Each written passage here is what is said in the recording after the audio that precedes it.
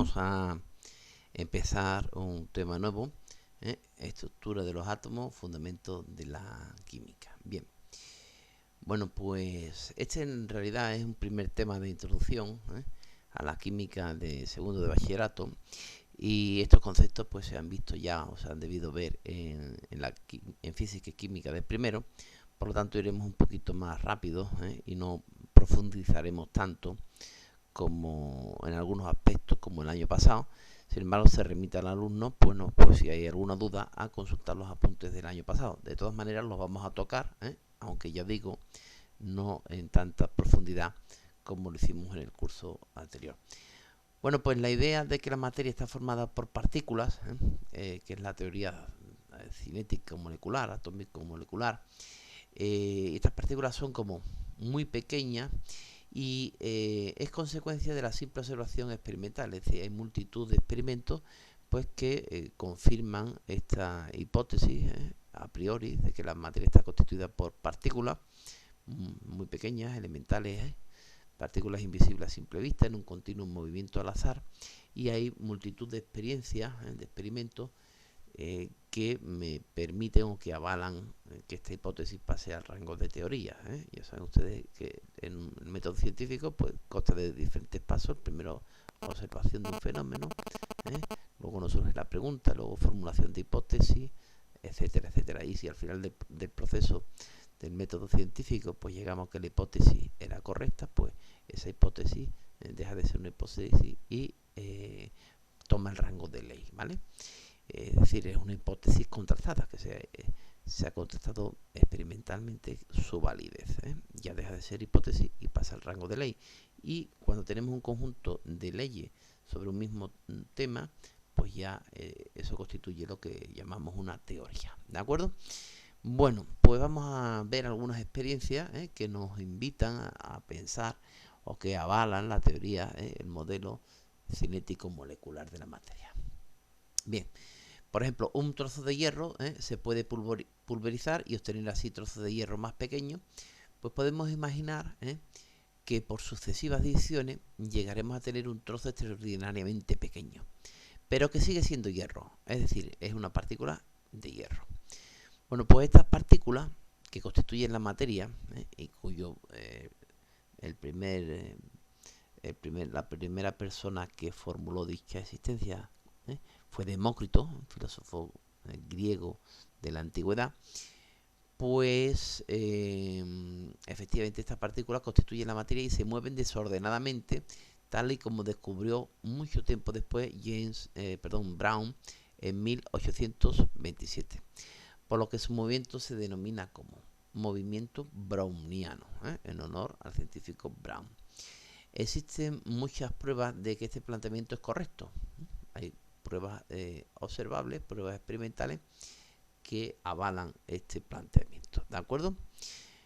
Bien, Brown lo observó esto con las partículas con esporas, con partículas de polen que estaban, cuando las miró por el microscopio, que estaban flotando en una disolución acuosa. Entonces veía que esas partículas de polen, esas esporas, pues se movían.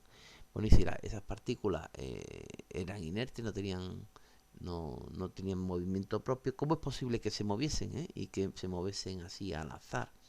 Bueno, pues por la existencia de unas partículas más pequeñas, que son las partículas de agua, que eran las que chocaban y movían a estas esporas, ¿vale? En definitiva, Brown observa este movimiento caótico al azar, y entonces en su honor se le llama movimiento browniano. ¿De acuerdo? Existen muchas pruebas de que este planteamiento es correcto. Pruebas observables, sobre todo en las partículas gaseosas o líquidas. En las gaseosas o líquidas es donde mejor se puede comprobar la validez de este planteamiento. Miren ustedes, si alguna vez han estado en una habitación cerrada y se abre una pequeña rendija por la cual entra un poco de luz, pues nosotros vemos en esa rendija de luz, hemos podido observar cómo hay partículas de polvo en suspensión que se mueven, como hay partículas en suspensión que se mueven, y la hemos podido ver en una habitación completamente cerrada, oscura, pero con una rendija por la cual entra un rayo de luz, y vemos allí un movimiento de partículas de polvo, Bueno, también lo hemos observado esto, cualquier persona que fume, yo les aconsejo aquí a que si fuman lo dejen de hacer inmediatamente. Es bastante, bueno, perjudicial para la salud. Pero hemos visto el humo como también responde a este tipo de movimiento. A este tipo de movimiento, si lo vemos al trasluz, pues vemos como esas partículas se mueven ahí de una forma totalmente aleatoria y al azar. Bueno, aspectos clave del modelo de partículas, ¿vale? La siguiente pregunta, aspectos clave del modelo de partículas. Bueno, pues la materia está constituida por partículas. ¿Cómo son estas partículas? Pues muy pequeñas, iguales entre sí, para cada sustancia, ¿vale? Luego, cuando avancemos en el curso, detallaremos más esto, haremos más concreciones, pero ahora de momento nos vamos a quedar así, que son muy pequeñas e iguales entre sí para cada sustancia. Hay grandes espacios vacíos entre ellas. Hay grandes espacios vacíos entre ellas, ¿de acuerdo? Por lo que se mueven desordenadamente, con velocidades que dependen de quién, del estado físico y de la temperatura. Entonces, normalmente en el estado gaseoso hay más espacio entre ellas. En el estado gaseoso hay más espacio entre esas partículas, bastante más espacio. Y además el movimiento de esas partículas va a depender de una manera directa de la temperatura. Cuanto mayor se muevan las partículas, cuanto más rápido sea este movimiento, pues mayor temperatura va a tener. Entonces hay una relación entre una magnitud observable físicamente macroscópica. Les explico. Macroscópica es la composición de dos palabras. Macro, del griego, viene del griego macro, grande, y scopio, visión. Entonces vamos a ver, por ejemplo, telescopio. ¿Qué significa telescopio? Pues tele, prefijo también griego que significa de lejos, y scopio, visión. Telescopio, visión de lo lejano. ¿Qué significa, por ejemplo, microscopio? Pues scopio, visión, y micro, pequeña, visión de lo infinitamente pequeño. Entonces hay una correlación entre las magnitudes microscópicas, por ejemplo, como puede ser ¿quién? La velocidad de estas partículas. Eso serían magnitudes microscópicas, la velocidad de esas partículas que no podemos ver, con una magnitud observable macroscópica. Es decir, yo sí puedo medir la temperatura. La temperatura sí la puedo medir yo macroscópicamente con un termómetro.